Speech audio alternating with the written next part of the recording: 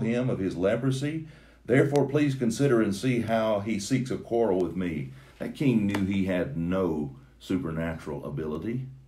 And he said, am I a God that this king of Syria wants me to heal his commander? He tore his clothes. A king had expensive clothes, and for a king to tear his clothes, that was a way to demonstrate to everybody he was extremely distressed.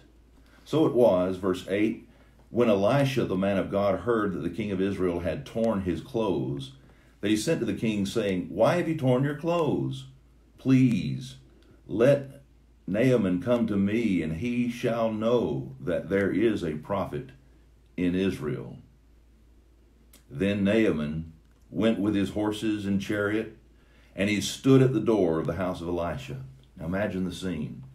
Here's the commander of the king of Syria coming to the prophet's house with all of his entourage. He comes with his horses and his chariot, and they're standing right outside the door. What does Elisha do? Verse 10, Elisha sent a messenger to him, saying, go and wash in the Jordan 7 times, and your flesh shall be restored to you, and you shall be clean. 2 things. That was smart on Elisha's part to send a messenger, because this man had leprosy. But I don't know that that was the number one concern. This man, Naaman, was a great man. The only problem he was a leper. And disease and hardship have a way of humbling people sometimes. Naaman was not yet humbled. He was still proud. And so Elisha starts chipping away at his pride. Instead of going out himself, he just sends a messenger out. And he tells him this, go and wash in the Jordan 7 times, and your flesh shall be restored to you, and you shall be clean. The Jordan River. It is a meandering, wandering river that flows down through the center of the land of Palestine, between Jordan and Palestine, or the land of Israel. And this river sometimes is deep and wide, but that's only in flood stage. Usually it's just a small river. In fact, in some places we might call it a creek. And it was oftentimes muddy, and people would use the water for drinking, but they would also dump things in there. And so sometimes it was very polluted. And it was just not one of the better rivers. And Naaman knew this. Naaman did not want to go and wash in the Jordan. He was the great commander of the armies of the king of Syria. And so, verse 11, Naaman became furious. See, there's his pride. He became furious and went away and said, indeed, I said to myself, he will surely come out to me and stand and call on the name of the Lord God, his God, and wave his hand over the place and heal the leprosy. You see, Naaman had been talking to himself. And this self-talk had generated in his imagination what was going to happen. Since he was the great man, this Elisha would come out and do a great thing for him. He said he'll come out, and I can imagine he's going to call on the name of the Lord his God, and then he's going to wave his hand. I don't know what it is about waving the hand, but many modern pretenders of so-called miracles today, they wave their hands all over the place as if that's going to help. And evidently that's impressive to people who are looking for something that stands out in their mind as something great. Well, he just thought he's going to call on the Lord his God, and he's going to wave his hand over the place, and that's going to heal the leprosy. Well, that's not how it happened. And then he, in his rage, verse 12, he said, are not the Abana and the Pharpar, the rivers of Damascus, better than all the waters of Israel? Well, the answer to that is yes. They are very good rivers and cleaner. And he asked this question, could I not wash in them and be clean? So he turned and went away in a rage. See what's happening? This man's pride is not allowing him to humble himself and do something very simple. Go down to the Jordan River and wash himself and be clean 7 times. And that's in verse 10. Now, in verse 13, his servants came near and spoke to him. His servants, they realize what's happening. They've been around Naaman. They know about his pride. But they also know he's a great and honorable man. So they reason together, let's go and reason with him. Let's let him cool off and we'll reason with him. And so they said to him, my father, if the prophet had told you to do something great, would you not have done it? How much more then when he says to you, wash and be clean? Now here's reason speaking. It was something simple Elisha had sent to him to do. Go to the Jordan River, wash 7 times, and be clean. That was it. And they said, if he had asked you to do something difficult, you would have done it. But now he's asked you to do something easy, and you won't do it because it hurts your pride. They're reasoning with him. And this man, being a reasonable man, understands.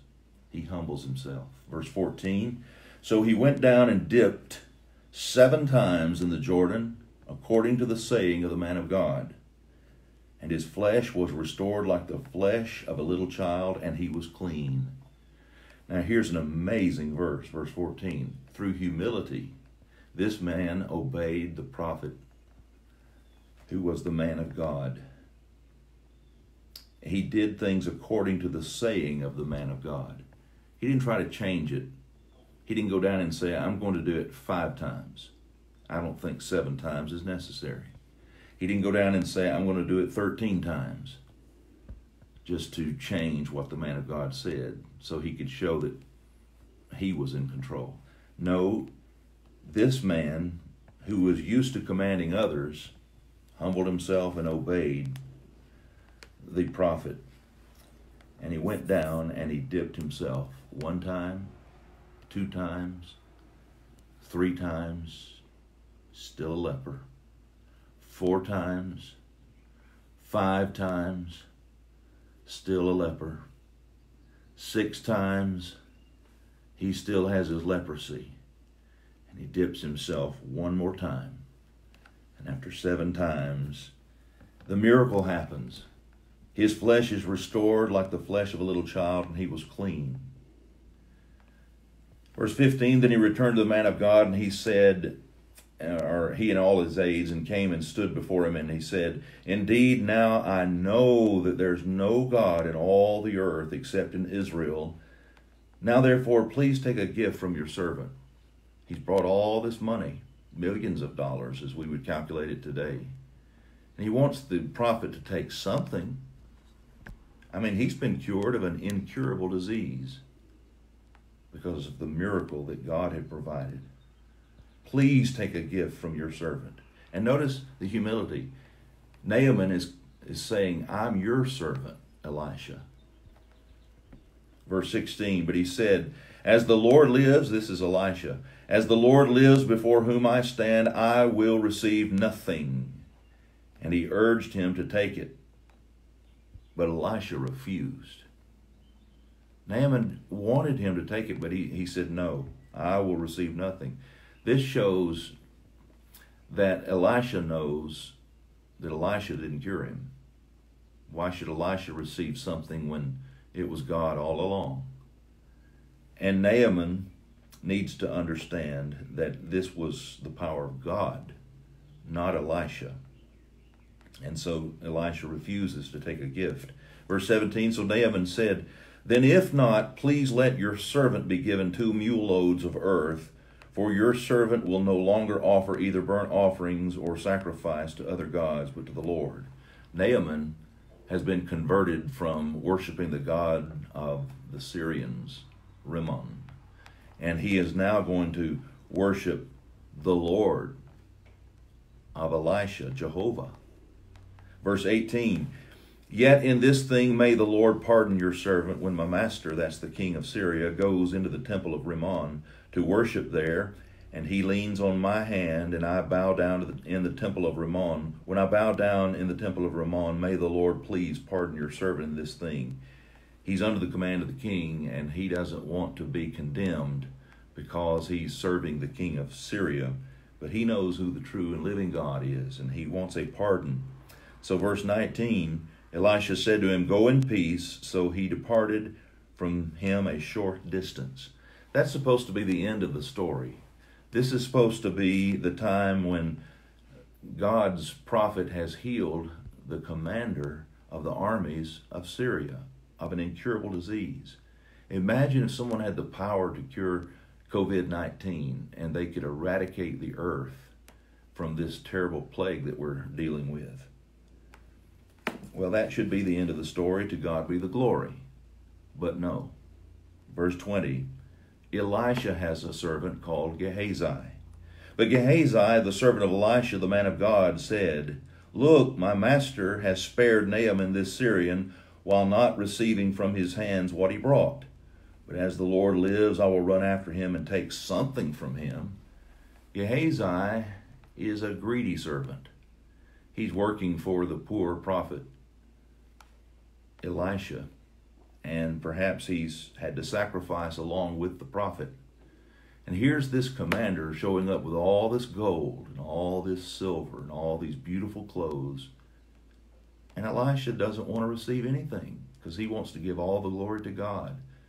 Gehazi, he's greedy, but he doesn't want everything. He's just thinking, why can't we just get some of this? So Gehazi, verse 21, pursued Naaman. When Naaman saw him running after him, he got down from the chariot to meet him, and he said, "Is all well?" And Naaman had heard Elisha say, "I don't want to receive anything. I will receive nothing." And yet here's the servant of Elisha running Naaman down. So Naaman dismounts and says, "Is all well?" He wants to know what's going on. Now Gehazi tells a lie. And he said, "All is well. My master Elisha has sent me, saying, Indeed, just now 2 young men of the sons of the prophets have come to me from the mountains of Ephraim. Please give them a talent of silver and 2 changes of garments." That's a lie. Elisha didn't ever say anything like that. Gehazi is trying to create a situation where he can get some of this money. He only wants about about 400,000. Not 4 million. Just give me some of it. So Naaman said, "Please take 2 talents." And he urged him and bound 2 talents of silver in 2 bags with 2 changes of garments and handed them to 2 of his servants, and they carried them on ahead of him. When he came to the citadel, he took them from their hand and stored them away in the house.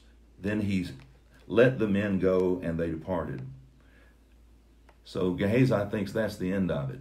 He's gotten the reward that Elisha had refused. It just took a lie, but he's willing to do that. Now Gehazi, verse 25, went in and stood before his master, and Elisha said to him, "Where did you go, Gehazi?" And he said, "Your servant didn't go anywhere." That's another lie. That's the way lying happens. You lie once, it leads to other lies.